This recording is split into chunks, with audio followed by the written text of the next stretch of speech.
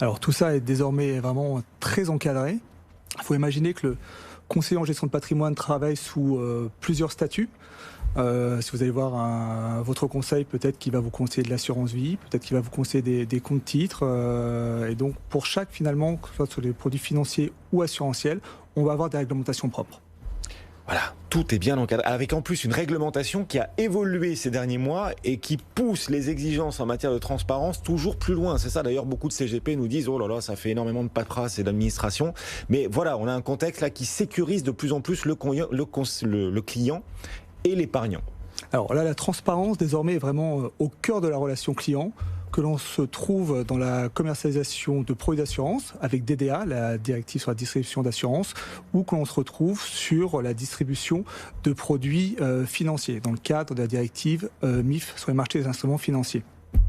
En gros, quand vous avez plusieurs casquettes, et bien évidemment, il va falloir faire un choix là-dessus. Nous, on est parti du principe que c'était la réglementation la plus contraignante qui s'imposait à nous dès lors qu'il y avait plusieurs préconisations. Immobilier, financier, assurance. La réglementation la plus contraignante aujourd'hui, c'est celle du statut de CIF.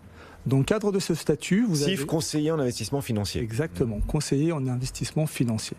Dans le cadre de ce statut, vous avez en fait deux sous-statuts. Le statut de CIF non indépendant et le statut de CIF indépendant. Pour faire simple, le conseiller en gestion de patrimoine qui choisit le statut de CIF indépendant ne peut percevoir aucune commission, aucune rétrocession sur encours. Il doit se faire rémunérer exclusivement par honoraire. Voilà. Vous, épargnants, vous, particuliers qui nous écoutez, vous savez que le CIF, s'il est indépendant, a ces contraintes-là et c'est réglementaire. Exactement, tout à fait. Après, il y a le statut de CIF non indépendant. Dans ce cadre-là, le CIF peut percevoir des rétrocessions sur encours, des commissions d'acquisition, les fameux droits d'entrée par exemple, sous 3 conditions. La première, c'est que ça ne crée pas de conflit d'intérêt avec son client. Première chose. La seconde chose, c'est que le client soit évidemment informé des modalités de rémunération de la part de son conseiller en investissement financier. Troisième chose, il faut apporter un service complémentaire de qualité au client. Voilà ce qu'impose désormais la réglementation sur la rémunération des conseillers en gestion de patrimoine, les CIF, les conseillers en investissement financier, dépendants et indépendants. Et là, les règles changent, mais tout ça est bien encadré par ces réglementations récentes. Ça signifie que les épargnants qui nous écoutent, qui s'interrogent justement sur la transparence que leur doit leur conseiller en gestion de patrimoine, ils doivent être informés en amont. Il y a de plus en plus d'ailleurs d'informations que les conseillers en gestion de patrimoine doivent fournir à leurs clients avant les décisions, avant de leur proposer, de les orienter vers un investissement. Alors, tout à fait. En fait, il va y avoir une première information estimative des frais qui vont vous être facturés et qui vont être rétrocédés à votre conseiller avant l'entrée en relation, avant la souscription du produit. Cette information, vous allez l'obtenir en pourcentage, mais également en valeur absolue. Ensuite, à la fin de chaque année, vous recevrez un document indiquant l'intégralité des frais que vous avez acquittés. Voilà. Est-ce qu'on peut illustrer ça par des cas pratiques pour ceux qui s'interrogent comment tout ça se traduit concrètement, et avant d'aller voir votre conseiller en gestion de patrimoine, vous serez peut-être content d'avoir cette arme-là dans votre poche. Tout à fait, tout à fait. Donc admettons, prenons le placement préféré des Français, l'assurance vie. Oui. Donc si vous venez voir votre conseiller en gestion de patrimoine, qui est donc intermédiaire en assurance, que ce dernier vous propose un contrat assurance vie, la première source de frais, ça va être bien sûr les frais de souscription. Généralement, au maximum des conditions générales, vous allez retrouver des frais aux environs de 4,5-5%.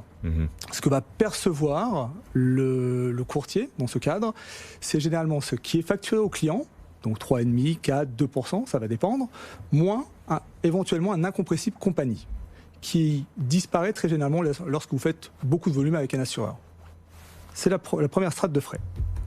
Ensuite, dans un contrat d'assurance vie, vous avez ce qu'on appelle des frais de gestion administratifs. Vous savez que lorsqu'un fonds euro génère en fait 2% de performance, en réalité sa performance a été peut-être de 2,80, il y a eu 0,8 de frais. Et ces 0,8 de frais, en fait, ils vont être partagés entre l'assureur et le courtier. Donc, sur les frais de gestion administratifs, sur du fonds euro, finalement, votre conseiller en gestion de patrimoine va percevoir entre 0,25 et 0,5 sur la place. Et sur les frais de gestion administratifs, lorsque vous êtes investi sur des unités de compte, il va percevoir entre 0,4 et 0,5%. Ça ne s'arrête pas là. Bien entendu, si vous êtes investi sur des unités de compte, n'importe quel fonds, actions ou fonds diversifiés, ce fonds a également des frais en son sein. D'accord ? Donc, plus finalement le fonds est peu risqué, moins les frais sont élevés, plus le fonds est risqué, investi par exemple 100% des actions, sur des actions, plus les frais vont être élevés. Prenons l'exemple d'un fonds action qui a des frais de 2%. Sur ces 2%, il y a 1% qui va revenir à la société de gestion, 1% qui va être distribué donc à l'assureur, qui va redonner finalement à son courtier à peu près 80 centimes. Tout ça est bien réglementé, on le rappelle. Maintenant, c'est très très clair. Vous êtes informé en amont, mais quand on connaît les performances des fonds, des contrats d'assurance vie, c'est toujours net de tous ces frais.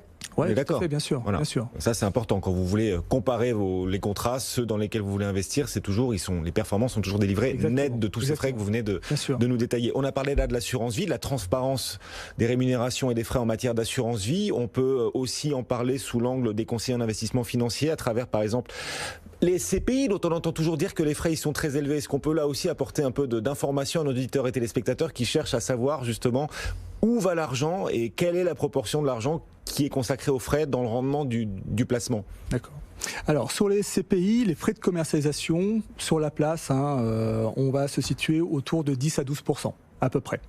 La marge de commercialisation pour le distributeur va se situer aux alentours de 5 à 6% en moyenne. Donc si vous venez me voir pour souscrire des parts de SCPI pour 100 000 euros, eh bien j'aurai moi une rétrocession sur ces frais de l'ordre de 5 000 euros à peu près. C'est pas rien. C'est pas rien, mais derrière la vente d'une part de ces SCPI, il y a la sélection de la SCPI, il y a l'audit de la société de gestion, il y a le suivi des sociétés de gestion, il y a la connaissance des équipes d'asset management, de property management. Il y a un vrai travail de sélection qui prend énormément de temps et qui mérite rétribution. Jusqu'où votre conseiller en gestion de patrimoine vous doit-il de la transparence? On est en train de répondre à travers ce que leur imposent les nouvelles réglementations et les rémunérations aussi auxquelles ils ont droit. En matière d'immobilier, on en a moins parlé, les choses se passe comment en termes de transparence et de rémunération du conseiller en investissement? Alors aujourd'hui, il n'y a pas d'obligation de communiquer par exemple sur les marges perçues lorsque vous commercialisez un bien neuf, que ce soit de l'immobilier en neuf type éligible au dispositif Pinel ou en résidence service. Toutefois, comme je vous l'ai dit tout à l'heure, si on considère que le statut de CIF est prépondérant sur les autres, il faut communiquer selon moi les marges. Si vous achetez un bien immobilier par le biais de votre conseiller en gestion de patrimoine, ce dernier va percevoir une commission moyenne de l'ordre de 5% sur le marché sur les grandes métropoles. Cette commission pourra monter jusqu'à 8-9% lorsque le promoteur a plus de mal à vendre son bien immobilier, donc dans des plus petites villes, souvent, et lorsque le promoteur a une taille plus modeste.